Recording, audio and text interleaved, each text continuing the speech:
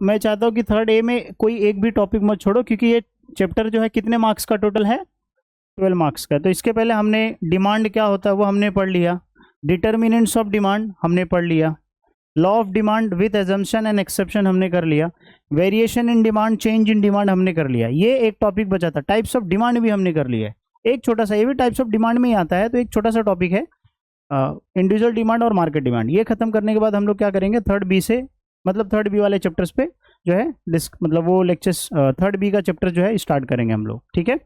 तो जिन लोगों ने मतलब जो फर्स्ट लेक्चर अटेंड कर रहे हैं उनके लिए भी कोई हार्ड डिफिकल्ट टॉपिक नहीं है, इजी है, ठीक है। ये शॉर्ट नोट्स के लिए, जैसे मतलब डिस्टिंग्विश बिटवीन के लिए पूछता है 2 मार्क्स का, या फिर कंसेप्ट के ऊपर क्वेश्चन पूछता है। और ज़्यादा ज़्यादा क्या होगा कि अगर आप ये प्रैक्टिस करोगे तो लॉ ऑफ डिमांड का जो डायग्राम है और स्केड्यूल है वो आप क्या कर सकते हो, खुद से ड्रॉ कर सकते हो, ठीक है। चलो, तो अब हम लोग क्विकली पढ़ते हैं व्हाट इज इंडिविजुअल डिमांड। देखो, इंडिविजुअल मतलब जब हम लोग किसी स्पेसिफिक चीज के बारे में बात करते हैं तो वहां पे हम वर्ड यूज करते हैं इंडिविजुअल।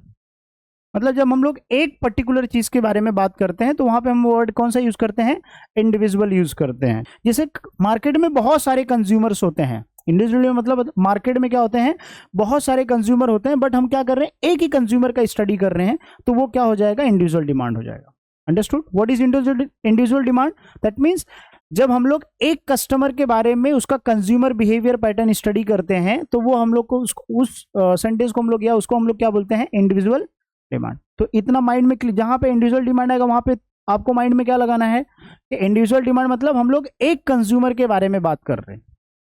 कितने कंज्यूमर के बारे में, एक कंज्यूमर के बारे में बात कर रहे हैं, so that is called as individual demand. उसको हम लोग इंडिविजुअल डिमांड करेंगे, ठीक है। अब इसको लिखना कैसे है, देखो, इंडिविजुअल डिमांड मतलब एक कंज्यूमर कितना पर्टिकुलर डिमांड करता है, कितना क्वांटिटी खरीदता है, कौन कितने प्राइस पे, वो चीज का पूरा स्टडी करना, या महीने भर में, या फिर बोल सकते हैं कि अपन 1 हफ्ते का या 4 मंथ का या 1 साल का, वो कितना स्पेंडिंग करता है, मतलब कितना डिमांड करता है, ठीक है, वो सब के बारे में स्टडी करना, तो वो इंडिविजुअल डिमांड स्टडी करता है। अंडरस्टूड? तो इंडिविजुअल डिमांड में हम यहाँ पे क्या कर रहे हैं कि एक पर्टिकुलर कंज्यूमर का कंजम्पशन पैटर्न, मतलब बिहेवियर क्या है, डिमांड बिहेवियर क्या है, उसका स्पेंडिंग बिहेवियर क्या है, उसके बारे में हम क्या करते हैं, स्टडी करते हैं। So that is called as individual demand. समझा? रियल में अगर आपको अभी भी नहीं समझा तो आप समझिए कि मार्केट में आपको सामान लेने जा रहे हैं, सो आप एक घर का हम लोग बोल रहे हैं, तो वो क्या हो जाएगा, इंडिविजुअल हो जाएगा। अंडरस्टूड? यहाँ तक क्लियर है सबको कंसेप्ट इंडिविजुअल डिमांड? ठीक है। इंडिविजुअल डिमांड मतलब क्या होता है, देखो, अगर आपको डायग्राम यहाँ पे जो ये शेड्यूल और टेबल जो है, अगर आपको ये समझ में आ जाएगा तो आप इजीली एक्सप्लेन कर सकते हो, ठीक है। अब मान लीजिए यहाँ पे एक मिस्टर ए है, क्या है, मिस्टर ए।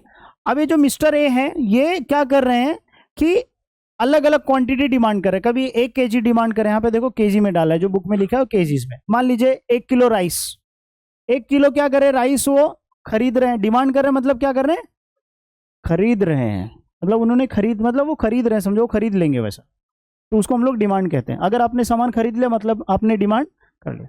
अगर आपने सिर्फ सोचा मैं खरीदूंगा तो डिमांड, क्योंकि वो क्या हो जाएगा, सिर्फ डिजायर होगा, डिमांड नहीं होगा, ठीक है। तो डिमांड कब होगा, जब उन्होंने खरीद लिया, ठीक है।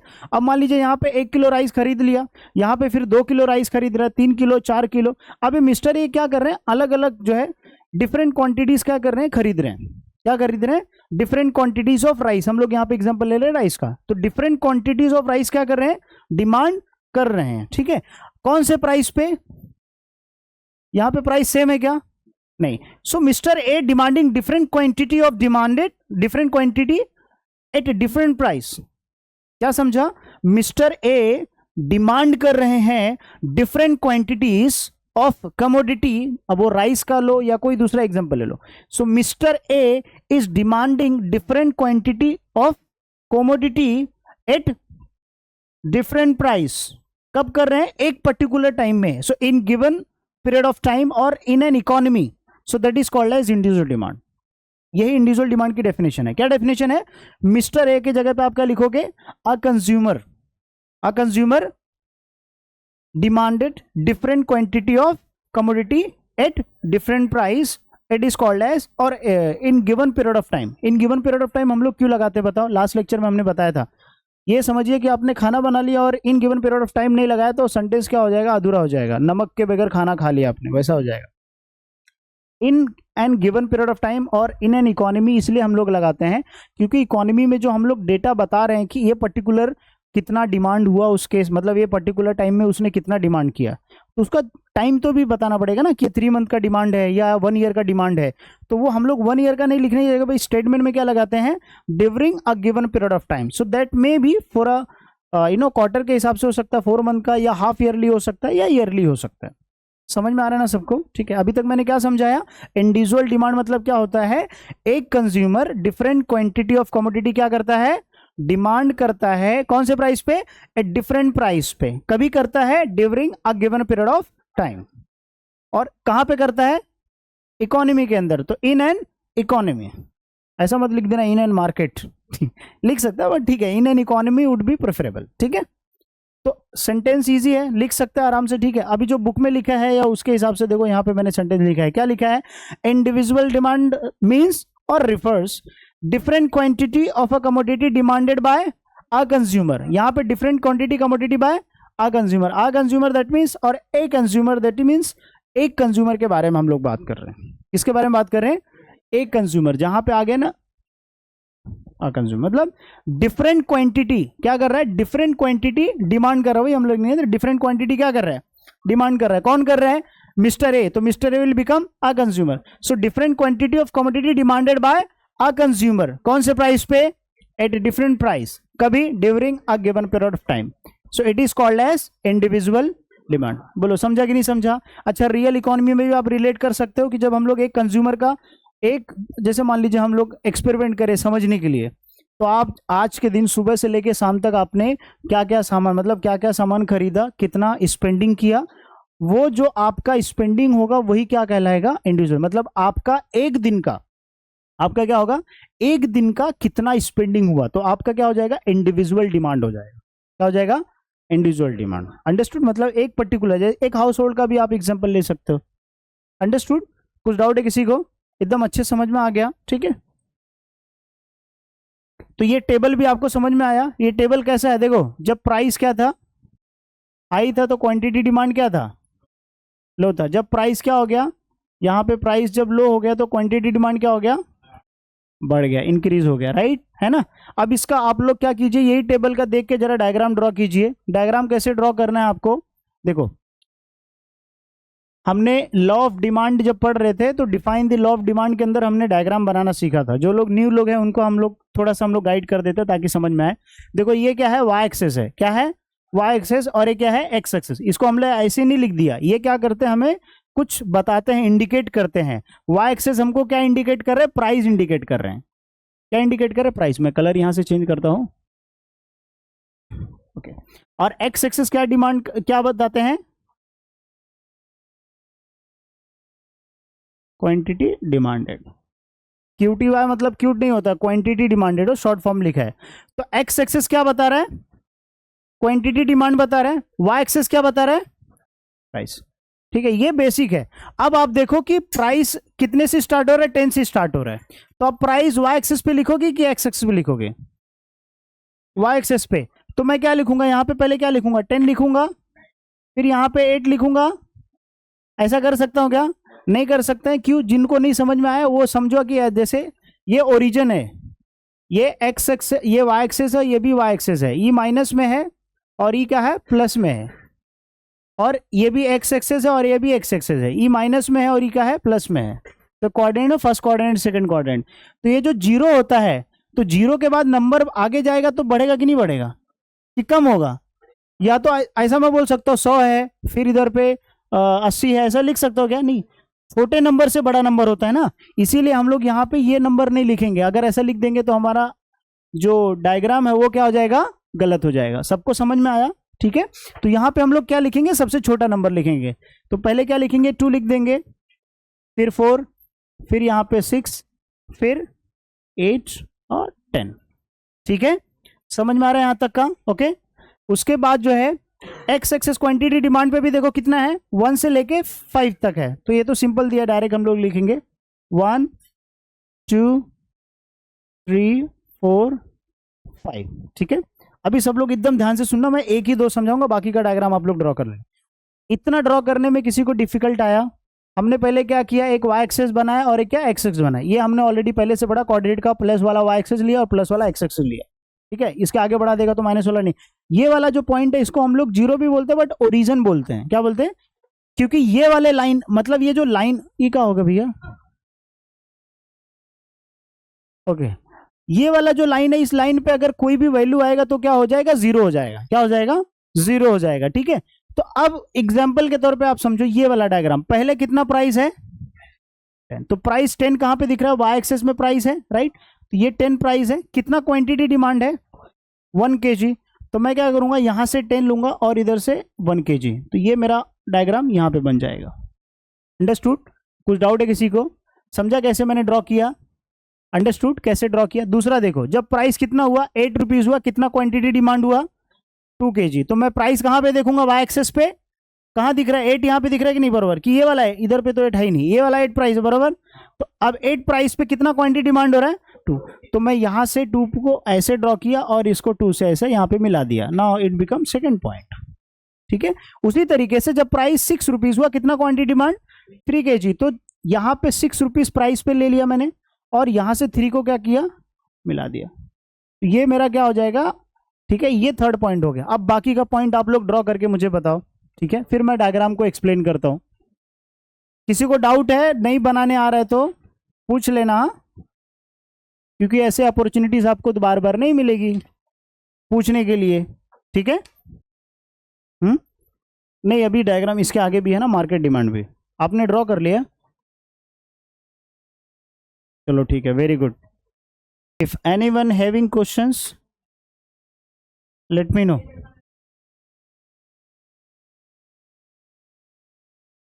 जीरो पे कैसे जाएगा? नहीं, जीरो पे नहीं जाएगा, जीरो जीरो टच नहीं करने का अपने को, क्योंकि लाइन से अगर टच करते हैं मतलब जीरो है, तो जीरो डिमांड थोड़ी ना है। इकोनॉमिक्स में सब लोग डिमांड करते ही हैं, भले पैसा हो या ना हो। Everybody understood? आपने ड्रॉ कर दिया सब लोग, लास्ट बेंच ड्रॉ किया, डायग्राम ड्रॉ करो फटाफट। अगर स्केल नहीं भी है तो हाथ से नॉर्मल ड्रॉ कर सकते हैं, जैसे मैंने ड्रॉ किया, देखो अच्छा दिख रहा है, कितना खराब भी नहीं है बट ठीक ठाक है। हाँ ठीक है। और किसने ड्रॉ किया है? ठीक है, वेरी गुड, परफेक्ट। आपने ड्रॉ किया मैडम, शो मी। हाँ ठीक है, वो ये नीचे वाला जो है ना, आपको एरो नहीं बनाना है और वो लाइन को टच नहीं करना है। क्यों नहीं टच करना बताओ? क्योंकि वो जीरो हो जाएगा और जीरो तो है ही नहीं। शो मी, दिखाओ। अब सिर्फ ऊपर कर लो, मैं देख लूंगा। हाँ परफेक्ट, ठीक है। हाँ ठीक है, परफेक्ट। इसको ABCD नाम देने की जरूरत नहीं है, no need to give ABCD, कोई जरूरत नहीं देने की, ठीक है। यस, ड्रॉ किया सर आपने। हाँ ठीक है, थोड़ा एग्जाम ऐसा बॉक्स, ये जो बॉक्स मैंने बनाया ना वो सिर्फ बनाने के लिए बताया आपको। आप बॉक्स नहीं भी बनाओगे ना तो भी चलेगा, सिर्फ अपने को क्या चाहिए, डिमांड कर चाहिए। क्या चाहिए? डिमांड कर, इसको हम लोग बोलते हैं डिमांड कर। सब लोग ने ड्रॉ कर लिया? हाँ 1 मिनट है, उसके बाद फिर इधर देखो, आगे का कहानी मैं बताता हूँ क्या है इसमें। और यही सेम डायग्राम क्या कर सकते हो, लॉ ऑफ डिमांड के शेड्यूल में, और जो है उसमें पूरा सेम उतार सकते, सेम टू सेम डिक्टो बना सकते हो, बिकॉज सेम अप्लाई होता है। तो आपके जो है 2 मार्क्स फिक्स हो जाएंगे वहां पे भी। ये बात कितने लोगों को समझ में आई जो मैंने बोला अभी, कि ये जो सेम स्केड्यूल है और ये जो डायग्राम है, ये सेम लॉ ऑफ डिमांड के अंदर आप क्या कर सकते हो, ड्रॉ कर सकते हो। क्योंकि higher the price lower the demand, lower the price higher the demand, ये क्या हो रहा है, कंडीशन सेटिस्फाई हो रहा है, तो ये सेम डायग्राम वहां पे लिख दो, यू विल गेट 2 मार्क्स। अगर लॉ ऑफ डिमांड पूछा तो, और नहीं भी पूछा तो भी लिख के आएंगे तो कम से कम आधा 1 मार्क्स मिल जाएगा। लिखा है तो मार्क्स मिलने का चांसेस है, नहीं लिखा है तो फिर। Now everybody please pay attention here. अभी आपने आगे का डायग्राम ड्रॉ किया होगा, जब प्राइस 4 रुपीज है, कितना क्वांटिटी डिमांड है 4 है, तो 4 प्राइस पे कितना 4 है, ये तो इक्वल हो गया। चलो फिर 2 प्राइस पे कितना है 5 क्वांटिटी, देखो 2 प्राइस है, कितना क्वांटिटी है 5। तो अब मेरा डायग्राम क्या होगा, इस तरीके से डाउनवर्ड में होगा, राइट। मुझे यहाँ पे लाइन टच नहीं करनी है, लाइन टच नहीं करनी, क्योंकि अगर मैं लाइन टच कर देता हूं तो उसका वैल्यू क्या हो जाएगा, 0 हो जाएगा। क्या हो जाएगा, जीरो हो जाएगा। तो अपने को जीरो नहीं बताना है, यहाँ पे तो 5 क्वांटिटी है ना, तो इसके लिए कभी भी अपन नहीं, इवन हम लोग एरो भी नहीं बना सकते, ठीक है, क्योंकि डिमांड में इंक्रीजेस और में डिक्रीजेस, जीरो भी हो सकता है, राइट। तो अब इसको हम लोग दे देंगे नाम डी डी बोलेगा तो डाउनवर्ड, डिमांड कर डाउनवर्ड, ठीक है। अब ये क्या हो रहा है, देखो इस पोजीशन में अगर मैं खड़ा हूं, so this is what left और दिस इज व्हाट राइट। तो डिमांड कर क्या हो रहा है, लेफ्ट से, बरोबर है ना। सो डिमांड करो downward from left to right, है ना। तो ये भी कंडीशन सेटिस्फाई कर रहा है, ठीक है। अब ये आपने डायग्राम बना लिया। Now you have to explain schedule और डायग्राम का दोनों आपको एक्सप्लेनेशन करना पड़ेगा। क्या करना पड़ेगा, दोनों को एक्सप्लेनेशन करना पड़ेगा। अब कैसे आप एक्सप्लेन करोगे, तो देखो अगर आपने यहां तक कहानी समझा है, आपने जो टेबल है वो खुद से ड्रॉ कर लिया है, डायग्राम्स भी बना लिया है, एंड यू अभी आपको इसका पॉइंट्स का एक्सप्लेनेशन करना है, तो आप कैसे करोगे। सबसे पहला आपको पॉइंट यही रहेगा कि डायग्राम के अंदर वाई एक्सिस क्या बता रहा है, जो हमको दिख रहा है वही हमको लिखना है, कुछ एक्स्ट्रा दिमाग नहीं लगाना है। In the above diagram Y axis indicate price और X axis indicate quantity demand. अगर आप टेबल का कर रहे हो तो in the above table left side is price, right side is quantity demand. You can do fakeology, ठीक है। जो आपको दिख रहा है वही चीज आपको लिखना है, कुछ एक्स्ट्रा नहीं लिखना है, ठीक है। अब जैसे एक पॉइंट क्लियर हो गया, फर्स्ट पॉइंट कि in the above diagram Y axis indicate price, X axis indicate quantity demanded, ठीक है। ये आपका फर्स्ट पॉइंट क्लियर हो गया। सेकंड पॉइंट क्या आप एक्सप्लेन करोगे, demand curve downward from left to right. तो आप क्या बोलोगे, इन दी अबाउट डायग्राम, या डायरेक्टली आप बोलोगे demand curve, individual demand curve downward from left to right. नहीं समझ में आया तो याद रखना, लेफ्ट टू राइट, बराबर, left to right, left to right, ठीक है, left to right. So demand करो downward from left to right. क्यों लेफ्ट टू राइट है, बिकॉज यहां पे प्राइस के बीच, प्राइस और क्वांटिटी डिमांड के बीच में दोनों में क्या है, इनवर्स रिलेशनशिप है। क्या है, मतलब ये जो प्राइस है और जो क्वांटिटी डिमांड है इसके बीच में क्या है, इनवर्स रिलेशनशिप। मतलब when price increases demand decreases, when price decreases demand increases, when price rises demand falls, when price decreases और when price falls demand rises. Understood, clear है। तो इसी वजह से क्या है, डिमांड कर डाउनवर्ड है फ्रॉम लेफ्ट टू राइट। अब इतना तो समझ में आ गया। फिर और आगे क्या लिखें, और आगे आप खिचड़ी पकाने के लिए लिख सकते हो, मतलब पूरा ढेर सारा बड़ा एक्सप्लेनेशन करना है।